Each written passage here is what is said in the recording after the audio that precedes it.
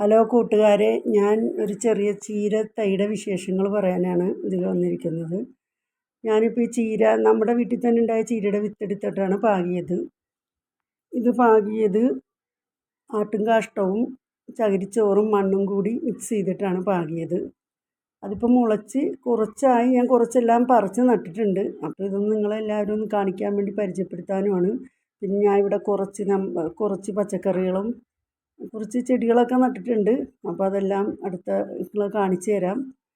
നമുക്ക് സ്ഥലങ്ങളൊക്കെ കുറവാണ്. ഒരു 4 സെൻറ്റ് സ്ഥലത്തിൽ ഒരു വീട്, അതിൻ്റെ പരിധിയിൽ നിന്നിട്ടാണ് ഇതെല്ലാം ചെയ്യുന്നത്. അപ്പോൾ ഒരു വീട്ടിൽ ചെറിയൊരു പച്ചക്കറിയൊക്കെ നട്ടിട്ടുണ്ട്. അപ്പോൾ എല്ലാവരും ഒന്ന് സപ്പോർട്ട് ചെയ്യുക, ലൈക്ക് ചെയ്യുക, ഷെയർ ചെയ്യുക, പ്രോത്സാഹിപ്പിക്കുക.